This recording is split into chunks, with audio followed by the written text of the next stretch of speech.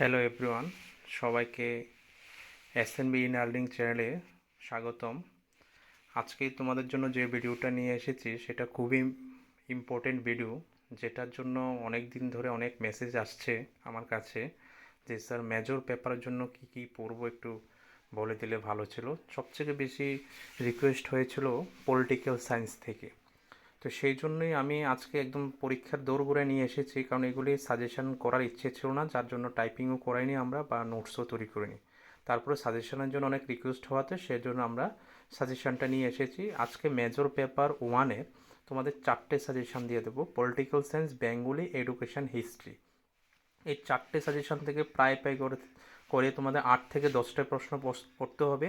তার কম যদি পড়ো তাহলে রিস্কটা তোমাদের থাকবে। যদি 8 থেকে 10টা প্রশ্ন যারা পড়ে যাবে, তোমাদের 4টে প্রশ্ন আনসার করতে হবে 12 মার্কসের। 4 × 12 48 হবে। আর এই 4টে প্রশ্ন এই 8 থেকে 10টা কোশ্চেনের মধ্যেই পড়বে।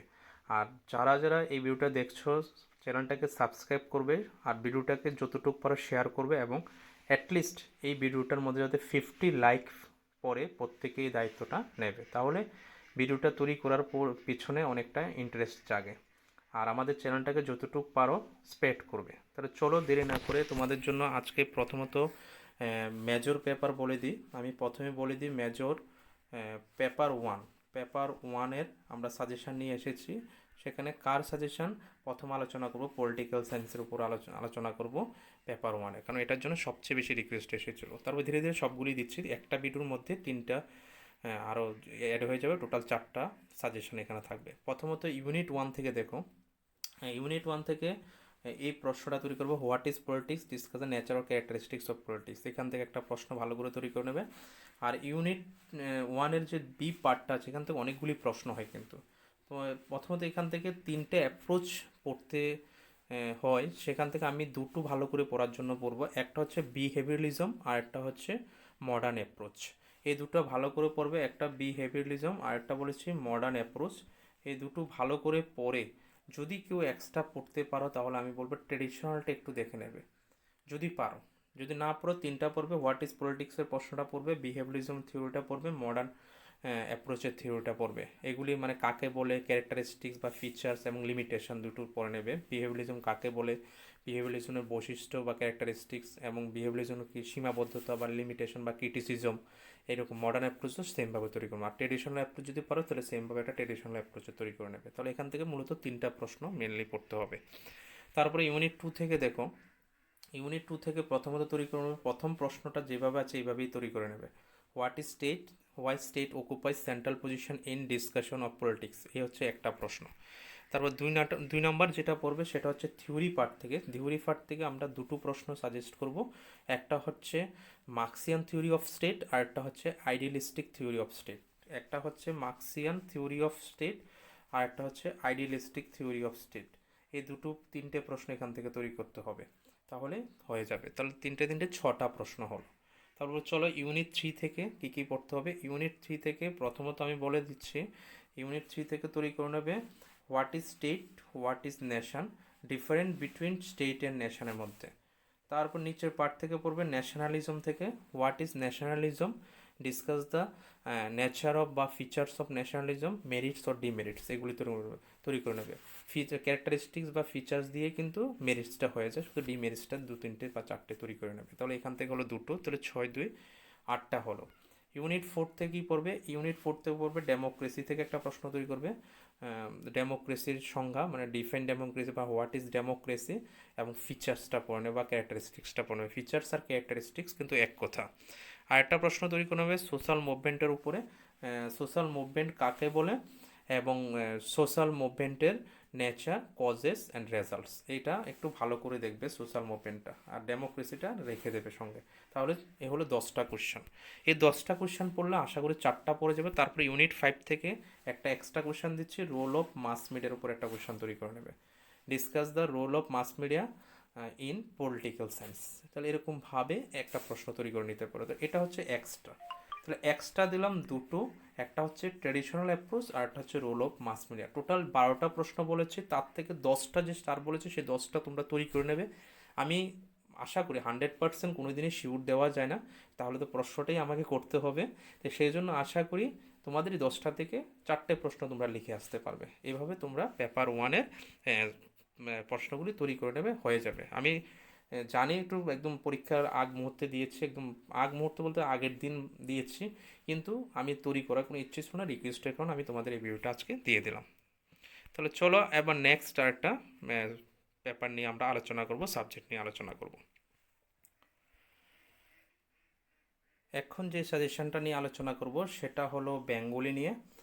বেঙ্গলি নিয়ে আলোচনা করব, বেঙ্গলি পেপার ওয়ান। পেপার ওয়ানের কোন কোন বড় প্রশ্নগুলি তোমাদের ভালো করে পড়তে হবে সেটা আমি বলে দিচ্ছি, তোমরা একটু মনোযোগ সহকারে আমার কথাগুলি শুনে নাও। বেঙ্গলি পেপার ওয়ানে কোন কোন প্রশ্নগুলি তোমাদের ভালো করে তৈরি করতে হবে। তাহলে চলো ইউনিট ওয়াইজ আমরা দেখে নেব একটু কি আছে সাজেশনটা দেখি। বেঙ্গলি মেজর পেপার ওয়ানের জন্য তোমরা ইউনিট ওয়ান থেকে দুটো প্রশ্ন তৈরি করতে হবে। একটা হচ্ছে বাংলা ভাষা দিয়ে, আর একটা হচ্ছে বাংলা ভাষার লিপি দিয়ে, মানে লিপি দিয়ে একটা প্রশ্ন, আর একটা হচ্ছে ভাষা দিয়ে একটা প্রশ্ন। এই দুটো প্রশ্ন তৈরি করবে। বাংলা ভাষার উদ্ভব ও ক্রমবিকাশ নিয়ে আলোচনা করো, আর একটা তৈরি করবে বাংলা লিপির উদ্ভব ও ক্রমবিকাশ নিয়ে আলোচনা করো। তাহলে এখান থেকে দুটো প্রশ্ন তোমরা ভালো করে পড়বে। তারপরে ইউনিট টুতে যদি যাই, ইউনিট টু থেকে কোন কোনগুলি দেখতে, সেন যুগ বা পাল যুগ থেকে একটা প্রশ্ন তৈরি করে নেবে। সেন যুগ পাল যুগ থেকে একটা প্রশ্ন তৈরি করে নেবে। সেন যুগের কয়েকটা গ্রন্থের সম্পর্কে আলোচনা করবো, বা পাল যুগের কয়েকটা গ্রন্থের সম্পর্কে আলোচনা, এখান থেকে যে কোনো একটা পার্ট নিয়ে পড়ে নেবে, যে কোনো একটা, হয়তো পাল নয়তোবা সেন। তাহলে এখান থেকে একটা প্রশ্ন হলো, তাহলে টোটাল 3টে হলো। আর ইউনিট 3 থেকে তুমি পড়বে যেটা হচ্ছে তুর্কি আক্রমণ থেকে একটা প্রশ্ন তৈরি করে নেবে। সেখানে হচ্ছে বাংলা সাহিত্যে তুর্কি আক্রমণের যে সময়কাল সম্পর্কে আলোচনা করো, এবং তুর্কি আক্রমণের ফলাফল নিয়ে আলোচনা করো। এটা তৈরি করে নেবে এই ইউনিট 3 থেকে। তাহলে 4টা প্রশ্ন হলো, ইউনিট 1 থেকে 2টো, ইউনিট 2 থেকে একটা, ইউনিট 3 থেকে একটা। এবার সবচেয়ে বড় ব্যাপার হচ্ছে ইউনিট 4 থেকে অনেকগুলি টপিক তোমাদের। ইউনিট 4 থেকে যতগুলি টপিক আছে, প্রশ্ন করলে হয়তো বা 6 থেকে 7টা না, 8-10টা প্রশ্ন করা যায়।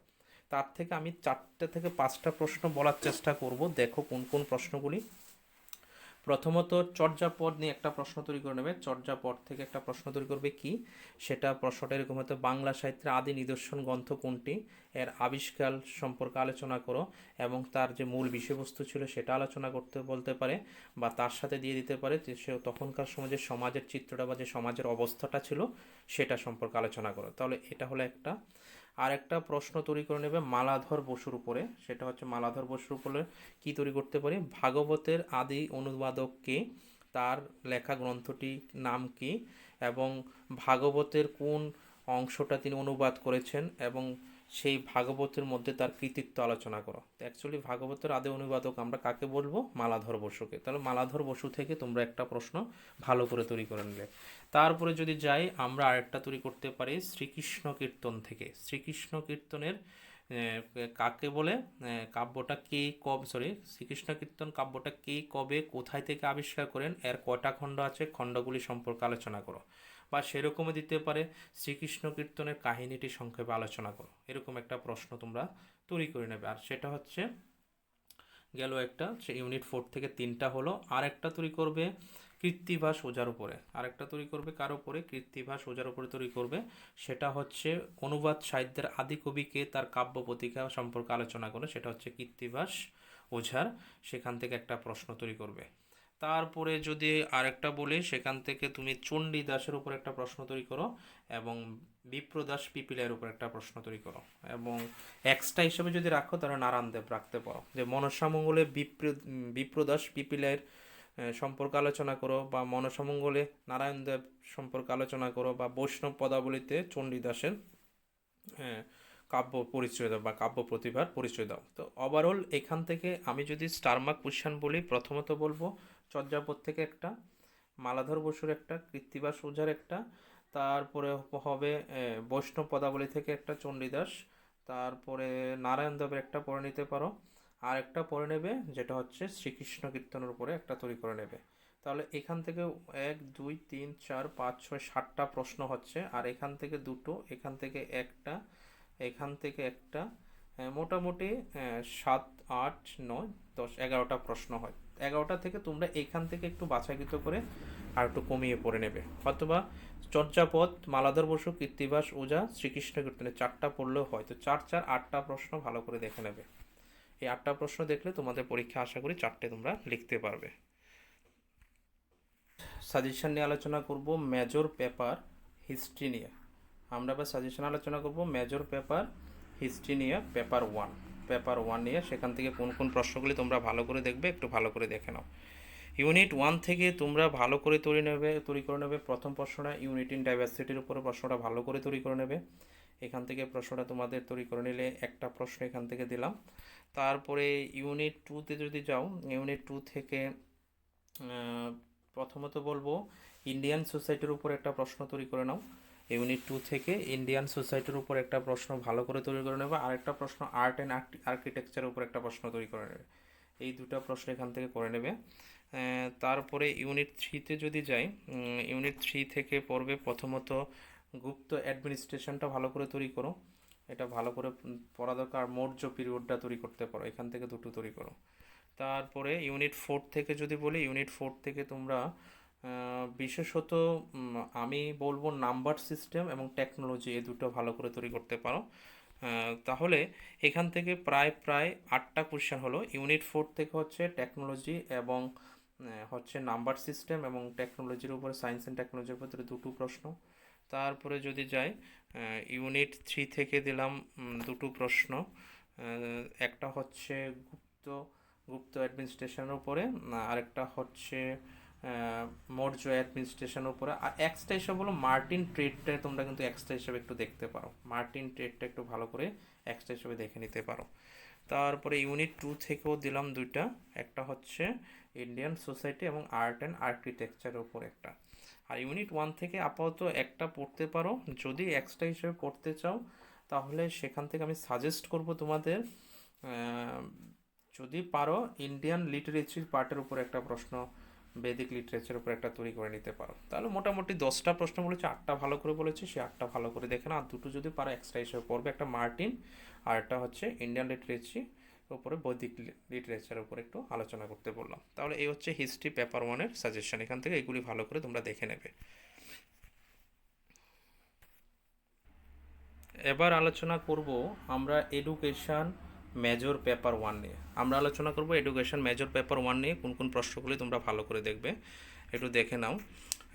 ইউনিট 1 থেকে, ইউনিট 1 থেকে অ্যাকচুয়ালি এডুকেশন থেকে এমন এমন প্রশ্ন আছে যেগুলি বাদ দেওয়াটাই খুব রিস্ক হয়ে যায়। রিস্কের উপরেই কিন্তু আমাকে এই কমন প্রশ্নগুলি বলতে হচ্ছে। অন্যান্য সাবজেক্টগুলি যত সহজে বলা যায়, কিন্তু এডুকেশনের উপরে প্রশ্নগুলি তত সহজে বলা যায় না। তারপর আমি চেষ্টা করছি একটু কমন দেওয়ার, তোমরা একটু চেষ্টা করে একটু বেশি করে পড়ে নেওয়ার। সেখান থেকে প্রথমত পড়ে নেবে। এখান থেকে আমি সাজেস্ট করব, এখান থেকে আমি কোনো কিছু বাদ দিতে চাই না, কিন্তু তারপরও আমি বলবো তোমরা বিশেষ করে 1, 2 আর 5 এই 3টে প্রশ্ন ভালো করে একটু দেখে নেবে ইউনিট 1 থেকে। কিন্তু আমি সাজেস্ট করব তোমাদের এখানে যে 3 নাম্বার এবং 4 নাম্বার এই দুটো কিন্তু ছাড়তে পারবে না, কারণ এখান থেকে 4 ফান্ডামেন্টাল পিলার্সটা ডেলোর্স কমিশনের সেটাও কিন্তু ইম্পর্টেন্ট। যদি কোনো কারণে বড় প্রশ্নতে না আসে, তোমাদের 2 মার্কসে অনেকটাই হেল্প হবে ইউনিট 1-এ যদি 5টা প্রশ্ন তোমরা ভালো করে তৈরি করে নিতে পারো। কারণ এডুকেশনে কমন দেওয়াটা খুবই একটু রিস্ক হয়ে যায়। তারপর আমি প্রথম দুটো আর লাস্টের 5 নাম্বারটা ফ্যাক্টরসটা একটু ভালো করে পড়ে নেবে। ফ্যাক্টরস থেকে একটা প্রশ্ন আশা করি এসে যেতে পারে। আর এখান থেকে what is education, what is etymological meaning of education, মানে ব্যুৎপত্তিগত অর্থ, সঙ্গে নেচার বা স্কোপ বা ফাংশন, এই 3টে থেকে একটা বা দুটো দিয়ে একটা প্রশ্ন তোমাদের প্রোভাইড করে দিতে পারে। যদি বাই চান্স এই রকম প্রশ্ন না করে অন্য কিছুতে যায়, তাহলে ইন্ডিভিজুয়ালিস্টিক এবং সোশ্যালিস্টিকের উপর একটা প্রশ্ন বা ডেলোর্স কমিশনের একটা উপর প্রশ্ন তোমাদের দিতে পারে। তো তার জন্য আমি রিকোয়েস্ট করবো তোমাদের 3টে প্রশ্ন না পড়ে 5টা প্রশ্নই পড়াই তোমাদের এখানে শ্রেষ্ঠ। 2 মার্কসে তোমাদের অনেকটা হেল্প হবে। যদি না পারো তাহলে অন্যদের জন্য বলবো তোমরা যে 3টে প্রশ্ন আমি দেখিয়েছি সেই 3টে প্রশ্ন বা দুটো প্রশ্ন তোমরা তৈরি করে নেবে। তারপর চলো ইউনিট 2-তে যাই। ইউনিট 2 থেকে প্রথমত সেখানে, কারণ ইউনিট 1 থেকে সবচেয়ে বেশি পড়তে হবে, আর ইউনিট 2, 3, 4 থেকে তেমন একটা পড়তে হবে না। দেখো এখান থেকে অ্যাকচুয়ালি এখানে দুটো প্রশ্ন লেখা আছে, এগুলি প্রথম প্রশ্নতে what is philosophy, educational philosophy, এটা একটা কোশ্চেনে পড়ে না। এখান থেকে অলমোস্ট একটাই হয়। ফিলোসফি শিক্ষা দর্শন কাকে বলে, শিক্ষাগত সেবা শিক্ষামূলক শিক্ষা দর্শন কাকে বলে, এবার এটার সাথে তৈরি করে নেবে তোমাদের রিলেশনটা তৈরি করে নেবে দুটোর মধ্যে, এবং ইন্ডিয়ান ফিলোসফি ক্যারেক্টারিস্টিক, মানে ওভারঅল এটা একটা একটি প্রশ্ন হয়, এখান থেকে একটা প্রশ্ন তৈরি করে নেবে। তারপরে ইউনিট 3 থেকে যদি যায়, ইউনিট 3 থেকে যদি এডুকেশনাল সোসিওলজির উপর একটা প্রশ্ন ভালো করে তৈরি করবো। দেখো এই জায়গাটাতে একটু কথাটা ভালো করে শুনতে হবে। এখানে প্রথমে বলেছে হোয়াট ইজ সোসিওলজি, এখানে মানে সমাজবিজ্ঞান কাকে বলে। এডুকেশনাল সোসিওলজি মানে শিক্ষামূলক সমাজবিজ্ঞান কাকে বলে। আবার এটাকে এরকমভাবে আসে সোসিওলজি অফ এডুকেশন, সেটা কিন্তু সমাজবিজ্ঞান শিক্ষাতত্ত্ব কী। এখানে তিনটা প্রশ্ন তিন রকম, একটা হচ্ছে সোসিওলজি কি, আরেকটা হচ্ছে এডুকেশনাল সোসিওলজি, আরেকটা হচ্ছে সোসিওলজি অফ এডুকেশন। এই তিনটা প্রশ্ন তিন রকম আছে।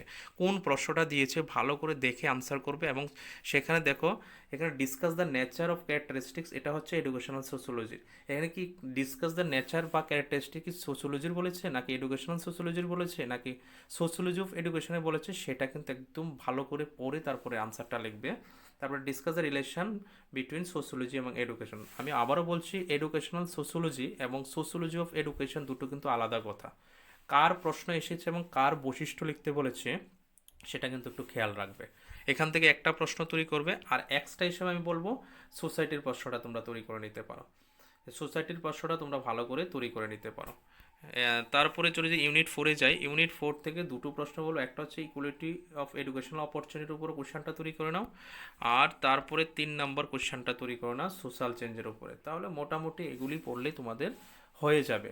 তাহলে আমরা এই ভিডিওতে 4টে সাবজেক্টের সাজেশন প্রোভাইড করেছি। সেটা হচ্ছে পেপার 1-এর মেজর পেপার, সেখানে পলিটিক্যাল সায়েন্স প্রথমে, তারপরে দিলাম বেঙ্গলি, তারপরে হিস্ট্রি, লাস্টে দিলাম এডুকেশন। এই 4টে ভিডিও আমরা একসাথেই অ্যাড করছি, একসাথেই দিয়ে দেবো, তোমরা সবাই দেখে নেবে যার যে যে সাবজেক্ট আছে। আর ধন্যবাদ। আমরা নেক্সটে পেপার 2 এরকমভাবে একটা ভিডিও তোমাদের জন্য তৈরি করে দেওয়ার চেষ্টা করব।